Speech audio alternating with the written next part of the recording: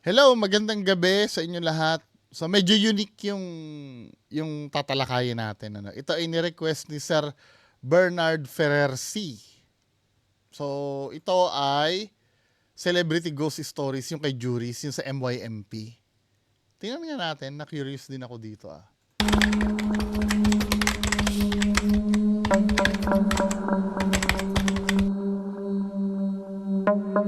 Pero nangyayari talagang ganyan. Alam niyo yung Slipknot tsaka Red Hot Chili Peppers at Linkin Park. Nag-record sila do sa dating bahay ni Houdini. May mga nakakatakot din na experience sila doon na paranormal.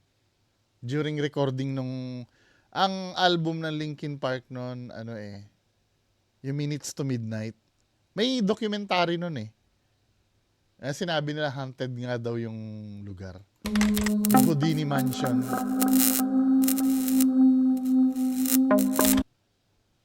Tinasan ko lang yung quality ah.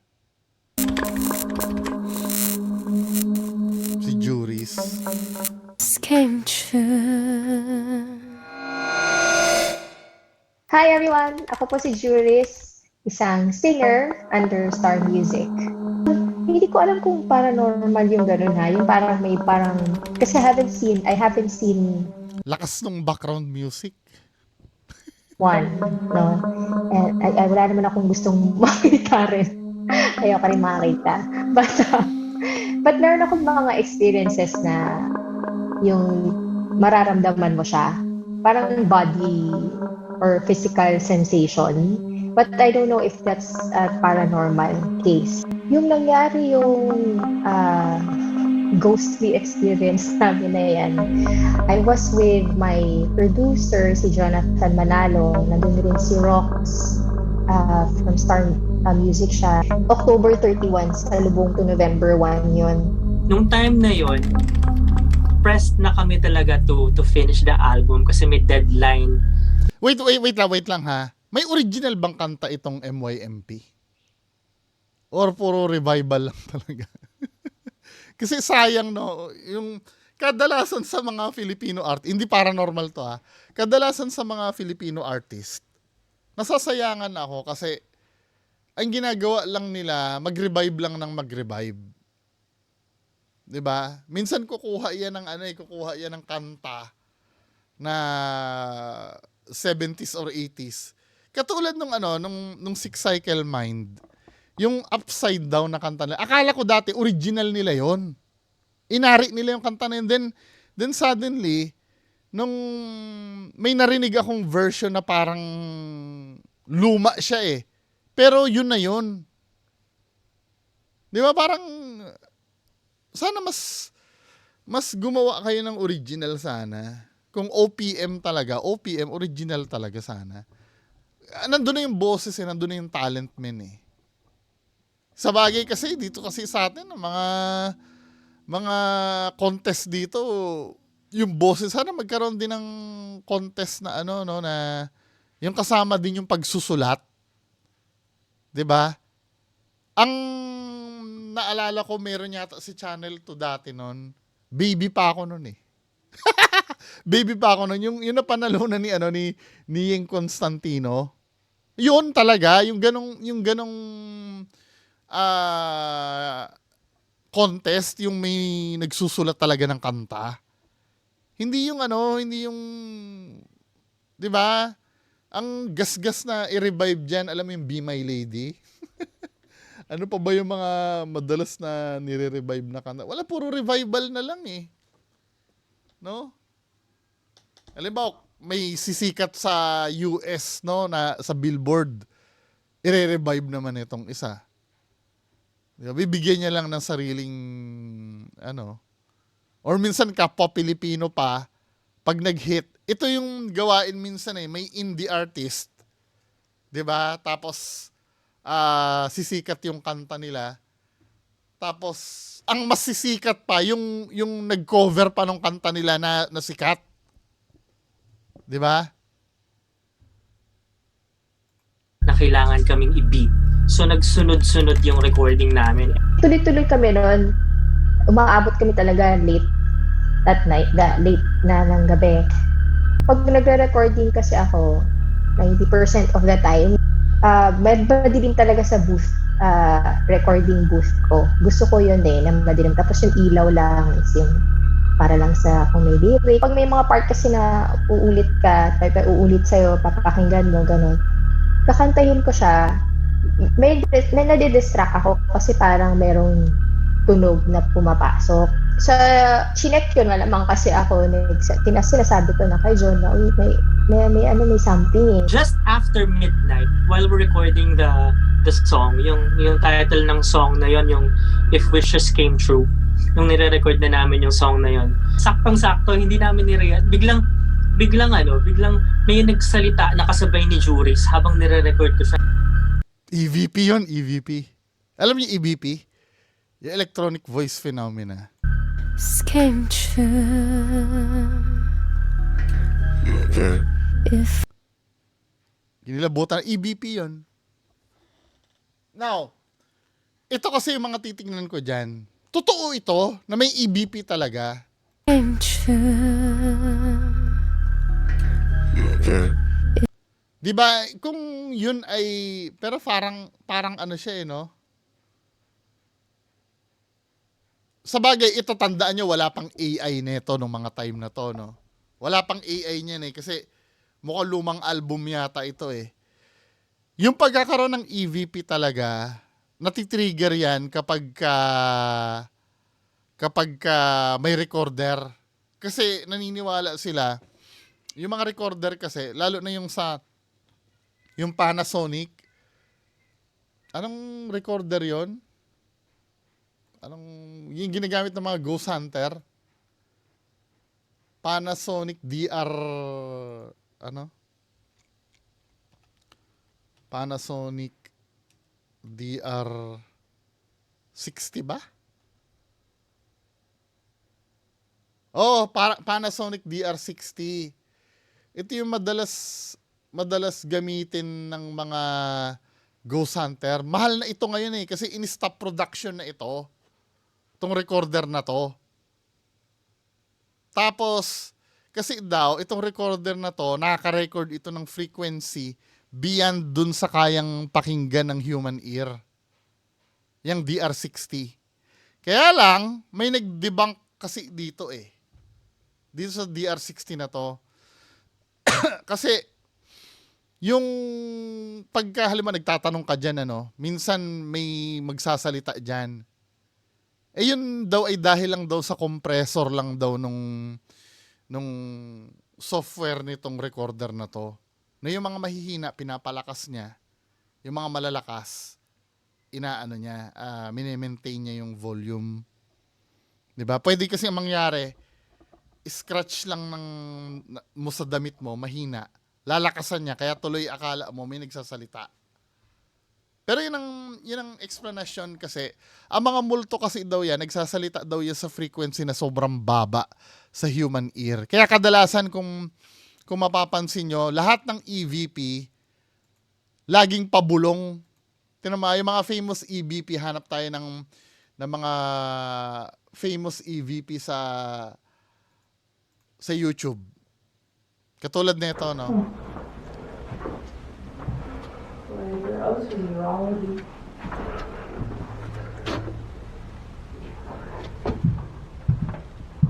Storage room. Di ba?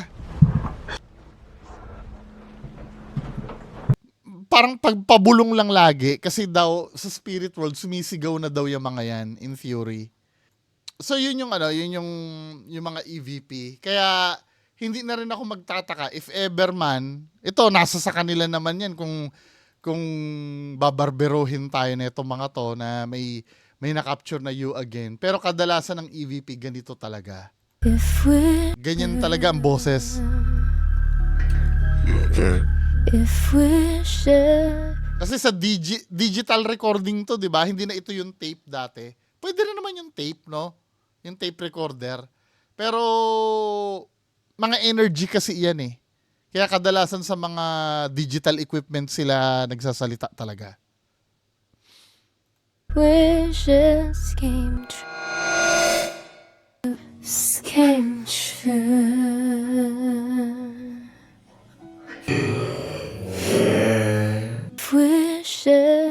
Wishes came true. Sabi ko, uy, sino yun, Ju? Sabi ko, sino yun? May narinig kayo? Kasi mali ko ba kung ano ko lang, kung imagination ko lang. Kasi narinig ko, merong ibang voice na deep male voice na hindi Juris. Tapos ang sinabi niya, narinig mo ba yung basta boses na mababa? Mukha nga siyang parang nakahiga. Parang ini-imagine mo na nakahiga tapos parang nagising. Tapos sabi niya sa akin, you again. May ways para may mag-leak na boses sa printed track. One is interference. Pero usually, may certain bandwidth lang ng frequency. So, usually, di ba pag may interference sa radyo, parang maliit lang yung boses or matining or whatever. Nung first time na narinig ko yung kwento, ang unang sumagi sa isip ko, baka radio interference, which is electrical or electronic issues. Usually kasi pagka radio interference, yung mga cables na hindi maayos, minsan sometimes nakakasagap siya ng radio. Oo, naranasan ko yan. Kahit nga yung dito sa computer, yung pagka pinapasok ko yung headphone, may FM radio ako nasasagap. Pero hindi siya paranormal. Kasi parang nagkakaroon ng nasasagap niya yung pati nga sa TV minsan. I don't know, no, nasa probinsya kayo. Nung nasa probinsya kami, may time doon na manonood ako ng TV. Napapanood ko, naglalaro ng video game yung kapitbahay na papanood ko sa bahay namin. Sino nakaranas sa inyo nun? O ako lang talaga. Hindi, as in, nakikita ko talaga yung nilalaro niyang PlayStation. Ay, Nintendo yata, Mario. Nakikita ko. Kasi ang gamit namin sa probinsya noon, nung hindi pa uso yung cable doon sa amin, yung talagang antena. Tapos sobrang labo pa noon, kailangan mo pa ng booster noon dati para makanood ka. So, pagka minsan naglalaro ko, tapos minsan nga yung, alam mo yung handheld radio, uso yung radio dati, di ba? Yung ginagamit ng mga security guard. Maririnig mo rin yung sa TV. Pagka may From a nearby radio stations, knowing na that place is around Green Hills. So, alam ko, maraming radio stations. Pero, hindi siya, digital yung pagpasok men eh. Kasi kadalasan kung may boses na ganun, kadalasan may static eh. Yung parang may something siya na talagang malalaman mong galing radio siya. Pero yung malinis eh. Ma-achieve yun kung pineke yun. Di ba? That area. Pero nung narinig ko na yung audio, ang linaw. Ang linaw nga, As if di ba? yung nagsalita, as in, nandun din mismo sa mic. As in, napakalapit ng tunog niya. Kasi, nung inulit-ulit ko yung clip na yun, how come na ganito siya kalapit? Maririnig mo kasi pagka malapit or malayo yung isang performer sa microphone. Yung dun sa clip na yun is just ang lapit. Ikaw pala, Sir Noriel, ka na ha? Sound engineer ka na ha? Joke lang. Sir Noriel. So, parang tumayo mismo sa harap ng microphone yung nagsalit ng you again. Tinigil muna naman yung recording, tapos paulit-ulit namin pinapakinggan doon sa recording kung paano nangyari yun na yung boses na na-record sobrang linis, tapos mas malapit pa yung boses niya kaysa doon sa boses ni Juris. Ang layo-layo sa boses ni Juris, di ba? So talagang it's a different person na sumabay sa pag-record ni Juris ng boses niya. Yung recording setup, kung makikita ninyo, ayan, nandito ako. Ito yung tinatawag nating recording booth. Dito sa recording booth, makikita nyo, ako lang yung tao. So, ito yung recording booth. Makikita nyo, ito yung mic. Ayan, dito ko. Ito yung mic. Ayan yung mic. Dito kumakanta si Juris. So, mag-isa lang siya dito sa recording booth na to. So, kapag kumakanta yung singer dito sa loob ng recording booth, ang maririnig lang dahil soundproof to, makikita nyo may salamin dito. Ayan. Diba? Ayan. Ako lang mag-isa dito. Tapos yung producer, ako yun, nandun yun sa producer's booth. Nandun yung mga kasama, nandun lang yung engineer, nandun yung producer. Mag-isa lang si Juris dito sa loob ng vocal booth. So naka-soundproof to. Walang ibang pwedeng marinig na boses, kundi yung boses lang ng singer na nagre-record. May hinihintay ako sabihin nila eh. May hinihintay ako sabihin nila. Electronic voice phenomena is it's the belief that spirits can manifest through voice. Okay. And these voices could be recorded on electronic devices, or they could spirits can manifest through devices which can pick up sound. Nakakapraning, di ba? So, yung nangyari nun, pumunta muna kami, lumabas kami, pumunta kami sa office area, pahinga muna kami doon, di muna kami pumasok. Basta pag-usapan niya, kinukwento sa amin nung engineer. Dun sa street ng studio na yon, yung dulo pala nung street na yon, dati siyang sementeryo. Confirmation bias! Naghahanap na ng pwedeng i-link, ano? Pwede sana kung halimbawa yung palang studio na yon may namatay doon. Pwede sana ganoon eh. Pero yung hahanapan mo na yung bandang dulo, medyo malayo na yun eh. Yung pag sinabi mong sementeryo, yung ganon, medyo malayo na yun men eh. Tapos hindi na bago sa kanila yung medyo may supernatural things na nangyayari sa building. Pero first time na may na-record sa mic. After na ma-record yung another voice while Juris is recording, hindi naman kami nag-pack up. Tinapos pa rin namin. Tinuloy niya yung recording pero may kasama siya sa loob. When that happened, yun talagang parang feeling mo, manghihina na yung tuhod ko na ewan na parang gusto ko. Dahan-dahan lumalabas ako parang, kaya tapos smile, gano'n. Ano na yan, parang psychological na lang yan. Kasi nakakapag-record ka naman ng una ng maayos eh. Nung narinig niya yung voice, takot niya na yun. Diba? Pero hindi ka naman sinasabing hindi paranormal yon. May hinihintay lang akong gusto kong marinig sa kanila eh. Para, wala lang din. Pero sa loob-loob ko talaga, nakakatakot na siya. Kasi, kasama ko ba sa buong gabi-gabi? Kaya minsan pag pasok ako, in my head lang, sabihin ko lang, titingin ako dun sa likod ko banda kasi minsan umuupo pa naman ako dun. Tapos parang feeling ko nandun. By that time na bumalik kami, kasi tuloy-tuloy pa rin yung recording namin. Alam ko na merong nangyaring ganun. Pero, hindi ko siya, I don't make a big deal out of it. Para, feeling ko lang, hayaan ka lang niya. Realization ko, magpahinga. kapag break, Halloween break nga eh. Parang siguro ganun sinasabihan kami na, ano ba kayo? Wala na kayong wala na. Diba? Magpapasok na ng sariling interpretasyon. Ang sinabi lang ng boses, you again.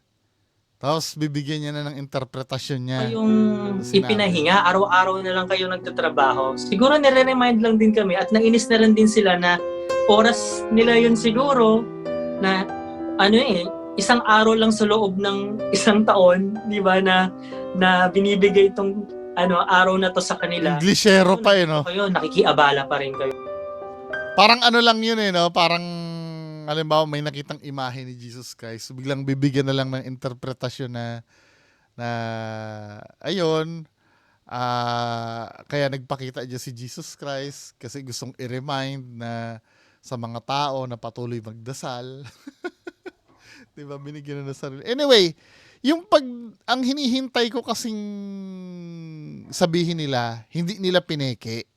Kasi pagdating sa mga evidence na ganyan, ang unang tatanim sa isip ng mga tao, Baka pineke nyo yan. Kasi nga, sila, mga ano sila dun eh, mga sound engineer sila dun eh.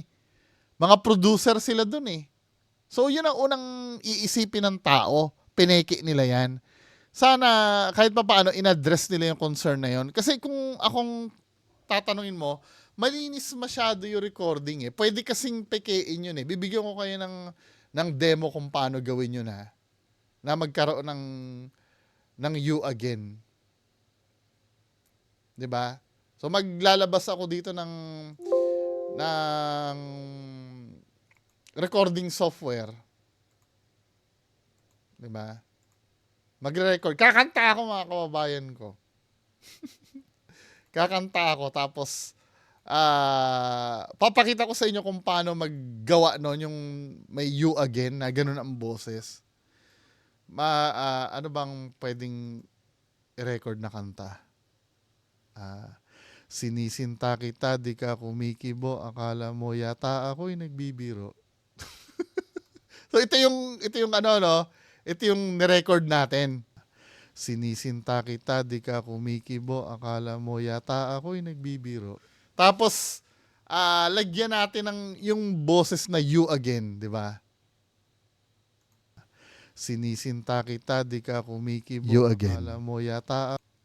So, yung boses niya, 'di ba? Lalaksan ko lang yung volume, no. Yung boses niya, kumikibo, you again. Boses ko pa rin. Sinisinta kita, di ka kumikibo, you akala mo. Ngayon, papalitan natin ngayon yung pitch nito. Dito sa effects kasi, nagagawa naman lahat 'yan eh. Change pitch, bababaan natin yung pitch, no. Gagawin nating -41. Pag pinlay mo tuloy, sinisinta kita, di ka kumikibo, akala mo yata. Diba may magsasalita sa background na although na hindi kasing perfect nung you again nila, pwede kasing gawin yun eh. Diba? Sinisinta kita, di ka kumikibo, akala mo yata. Pwedeng ano yun, magawa ng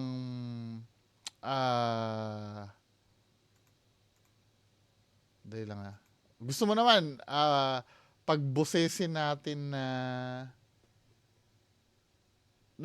parang galing sa radyo, ano? Saan ko nga ba nakita dito yon? Filter curve, gagawin nating yung preset niya, parang AM radio. 'Di ba? Sinisinta kita, di ka kumikibo, akala mo yata. Ay, hindi walkie-talkie pala, sorry. Parang walkie-talkie yung tunog. Gagawin nating walkie-talkie. Yan. Sinisinta kita, di ka kumikibo, akala mo yata. Diba? Sa background, pwede mong magkaroon ng boses na ganun eh. Pwede mong gawin lahat dito. Gusto mo pa, katulad nung lagyan pa natin ng iyak, no? Yung katulad nung iyak nung kay Donsky. Habang nagsasalita, may na-record na iyak. Diba? May na-download yata akong iyak dito eh.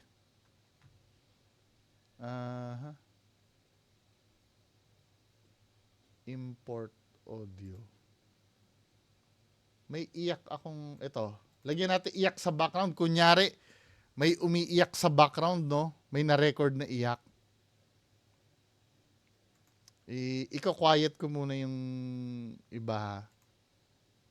Magsingit tayo ng iyak. Tapos gawin nating, ito yung iyak na nilagay ko eh. Sa bandang kumakanta ako. Copy, space. Kunyari, guys, meron akong na-capture na iyak na habang kumakanta ako, na-record yung iyak eh. Tingnan nyo. Sinisinta kita, di ka kumikibo, akala mo yata ako. Di ba? Kahit lagyan mo ng echo para perfect na perfect nung iyak ni Donsky. Tapos reverb.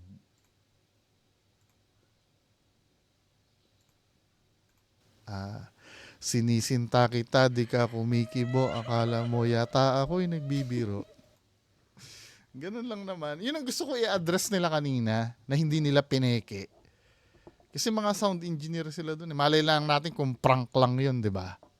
Anyway, kung kiniklaim nilang totoo yun, edi totoo. Di ba?